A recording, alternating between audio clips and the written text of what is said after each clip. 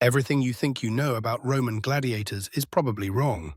Ridley Scott's Gladiator is one of the greatest movies ever made.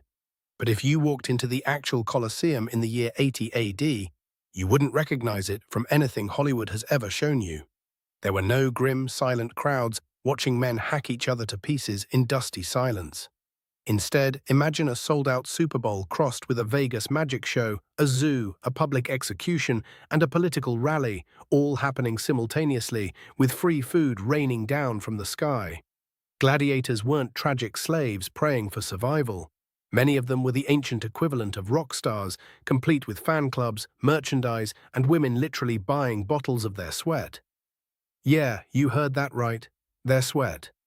So forget Russell Crowe for a minute, because the real story of Roman arenas is so much stranger, so much more spectacular, and honestly so much more disturbing than any movie has ever dared to show you. Let's start with the building itself, because even the physical Colosseum was nothing like what you see in the movies. When we look at it today, we see a crumbling ruin baking in the Italian sun. But in its prime, the Flavian amphitheater was a technological marvel that wouldn't be matched for over 1,000 years. It seated roughly 50,000 people, and every single one of them was shaded by the velarium, a massive retractable awning made of canvas and operated by a dedicated team of 1,000 sailors from the Roman Navy. That's right. The Roman military had a permanent detachment whose entire job was operating what was essentially a giant retractable stadium roof 2,000 years before we figured out how to do it again. Beneath the arena floor was the Hypogeum, an elaborate underground network of tunnels, cages, and mechanical elevators. There were 36 trapdoors in the arena floor, and through them, stagehands could launch animals, gladiators, even entire set pieces up into the arena in seconds. They had rotating platforms that could spin scenery into place. They had ramps that could release dozens of animals simultaneously from different directions. One ancient account describes trees rising from the floor to transform the arena into a forest for a hunting spectacle. The audience would have watched the ground literally come alive with scenery and creatures appearing as if by magic. And here's something Gladiator definitely never showed you. The Colosseum could be flooded. In its early years, before the Hypogeum was fully constructed, the Romans actually filled the arena with water and staged full naval battles called naumachii. We're talking actual warships with armed combatants fighting to the death in an artificial lake inside a stadium. The logistics of pumping that much water in and out of the arena were staggering, and historians still debate exactly how they managed it. Now let's talk about the gladiators themselves, because this is where the movie version diverges most dramatically from reality. In Gladiator, Maximus is a noble general forced into slavery who fights reluctantly. And while enslaved gladiators absolutely existed, the full picture was far more complicated and far more bizarre. First of all, gladiators were not all slaves. A surprising number were volunteers called auctorati, free men who willingly signed contracts to fight in the arena. Why would anyone do this? Because gladiators were famous. They were the professional athletes of the Roman world. Successful gladiators had their names scrawled as graffiti across the walls of Pompeii. We found inscriptions like Celadus the Thracian makes the girls sigh, and Crescens, the netter of young girls at night. These weren't epitaphs, these were the ancient equivalent of thirsty fan tweets. Gladiators had specialized diets. They were fed massive quantities of barley and beans, which gave them a layer of subcutaneous fat that actually served as armor against superficial cuts. Romans even nicknamed them hordearii, which translates to barley munchers. They received top-tier medical care from some of the best physicians in the empire, including Galen, who would go on to become the most influential doctor in Western history and got his start patching up gladiators. And here's one of the wildest details. Gladiator sweat and blood were sold as commercial products. Women bought vials of gladiator sweat as an aphrodisiac and mixed it into facial creams. Gladiator blood was believed to cure epilepsy. People would rush into the arena after a death to dip cloths in the blood of the fallen. There was a legitimate consumer market for gladiator bodily fluids, and if that doesn't prove they were celebrities, I don't know what does. Some gladiators became so popular that emperors grew jealous of them. The infamous Emperor Commodus, who is actually the villain in the movie Gladiator, really did fight in the arena, but not in the heroic way the film implies. He fought in rigged matches against disabled opponents and drugged animals. And he charged the Roman treasury an obscene appearance fee every single time. The Senate was appalled, not because fighting was beneath an emperor, but because he was essentially cosplaying as a gladiator while cheapening the institution. Here's the biggest lie Gladiator and every other Roman movie tells you. Most gladiatorial combat did not end in death. This is the single most persistent myth about the arena, and it falls apart the moment you think about it economically. Training a gladiator was extraordinarily expensive. A top-tier gladiator represented years of investment in food, training, medical care, and equipment. Killing them off every other Tuesday would be like buying a Ferrari and driving it into a wall every weekend. Gladiatorial matches were carefully refereed. There were officials in the arena whose job was to enforce rules, separate fighters, and ensure fair combat. Matches between gladiators were structured around specific fighting styles. A retiarius with his net and trident might face a secutor with a heavy shield and sword. These matchups were designed for entertainment, for dramatic contrast, and the audience knew the styles and their counters the way modern fans understand positions in football. When a gladiator was defeated, he could appeal for mercy by raising a finger. The editor, usually the wealthy sponsor of the games, would then decide his fate, often consulting the crowd.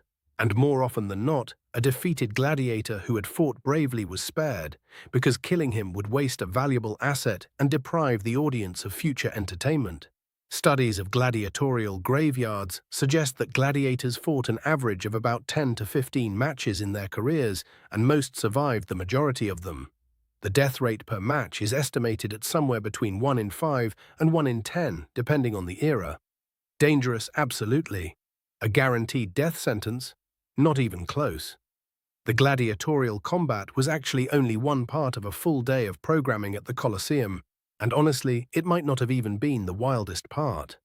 The morning typically began with the venationes, elaborate animal hunts that were essentially theatrical productions involving exotic beasts from across the empire. Lions, elephants, rhinos, crocodiles, ostriches, and bears were imported at staggering expense and released into the arena in choreographed spectacles. But not all animal shows were bloodbaths. Ancient sources describe trained animal acts that sound like something from a surreal circus. Elephants that could trace Latin letters in the sand with their trunks. Bulls that would sit on command. Lions that would catch hares in their mouths and then gently release them unharmed.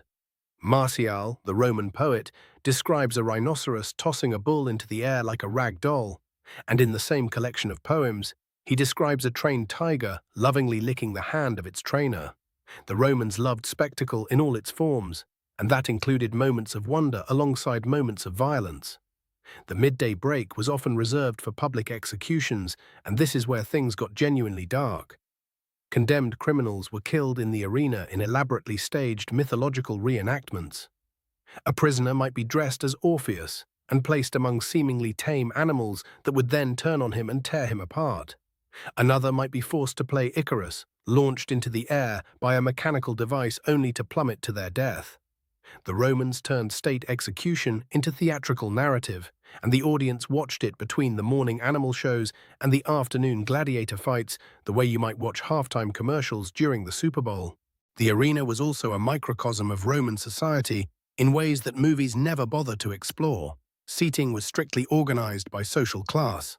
Senators sat in the front rows, behind them the equestrian class, then ordinary citizens.